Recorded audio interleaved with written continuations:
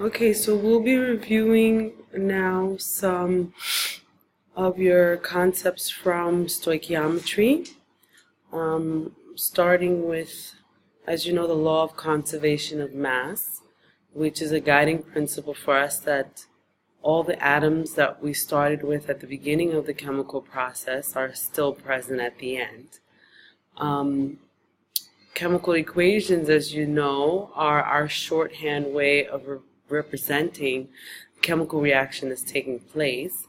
So you should have these different representations coinciding: the particle representation, the symbolic representation, and then of course what it means in terms of the number of each type of atom that's involved in the chemical reaction. The reactants, as you know, are on the left side, and the products are on the right side of your chemical equation. The states can be represented as S, G, L, or AQ, written in parentheses to the right of the formula of each element or compound, and then the coefficients, which are the large numbers, are inserted to balance the equation. So just to be aware that the subscripts and the coefficients are giving you two different pieces of information. So for example, the formula H2O represents one molecule of water, which is composed of two hydrogen atoms and one oxygen atom. And when I put the large 2 in front, that means I have two molecules of water, which in total would give me 4 hydrogen atoms and 2 oxygen atoms. So the subscripts will tell the number of atoms of each element in a single molecule, and the coefficient will tell you the number of molecules. Quick review of the types of reactions. We've got combination reactions, also known as synthesis, where you produce a single product from 2 or more starting reactants. So as long as you only have one species on the right and 2 or more on the left, that means that you have a combination or a synthesis reaction.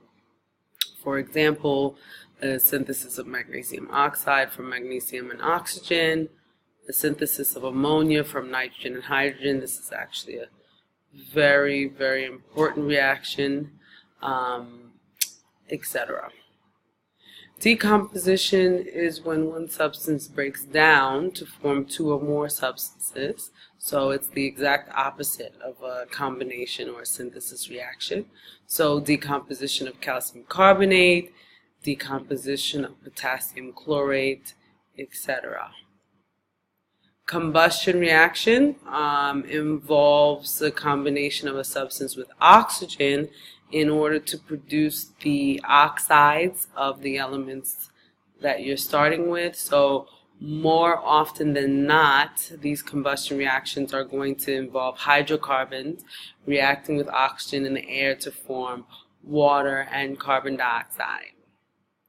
More examples of the same would be propane reacting with oxygen, or methane, as you see in this example, ethane, etc. So we move into now where we need to do our calculations. We have what we call the formula weight, also known as the molar mass. And the molar mass, or the formula weight, would be the sum of the atomic weights for the atoms in that chemical formula. So the formula weight of calcium chloride, you would take the 40 AMU 40.1 plus 2 times 35.5, add those together. And the formula weight, we use the term formula when we're referring to ionic compounds, and we use the term molecular when we're referring to covalent compounds. So molecular weight is the same thing. It would just be that now we're referring to the atoms in a molecule. So for ethane, you would have 2 times 12 plus 6 times 1 to give you a total of 30 AMU for the molecular weight. So if we wanted the percent composition of a particular element in a compound, you would just take the number of atoms in the formula times the atomic mass divided by the total formula weight or molecular mass, depending on what type of compound you're referring to. So we can just use the term molar mass, and then that would give you the percent composition. Percent is always part over the whole times 100, right? So now we move into discussing moles. As you know, we have this very convenient way of keeping track of the number of particles represented in a sample, because as long as we know the molar mass, again, that's either the formula mass or the molecular mass of that substance, and we have the mass, we can actually convert that to the number of moles. So Avogadro's number, which is the nickname for 6.02 times 10 to the 23rd, is the number of particles that exist in 1 mole of any substance. Okay, so 1 mole of any substance is exactly 6.02 times 10 to the 23rd, and it has a mass in grams that is exactly equal to the molar mass. Okay, so we know as a result of that, 1 mole of carbon-12 has a mass of 12 grams, 1 mole of water has a mass of 18 grams, etc. So by definition, the molar mass is the mass of 1 mole of any substance. We can use grams per mole as a unit, and we'll use the periodic table to find the molar mass of any element and add those together to get the mass, the formula mass, or the molecular mass of the compound. So how do we use moles now? We use moles to connect us to the number of grams. We would use moles as a central unit and then use the molar mass to convert between mass and moles. We want to know how many actual particles we have, then we're using Avogadro's number, which is 6.02 times 10 to the 23rd, to get the number of actual particles, the number of molecules, and the number of atoms, etc. So moles is a bridge that allows us to connect these quantities that we can and cannot measure. Just to give you an idea here of how this breaks down, if you have atomic nitrogen, which is like a single atom of nitrogen, the formula weight is 14, the molar mass is 14 grams per mole, and then if you had 1 mole of nitrogen atoms, you would have 6.02 times 10 to the 23rd nitrogen atoms. But considering the nitrogen is diatomic, your molar mass for diatomic nitrogen, which is how it exists naturally, is 28, right? The 2 times 14.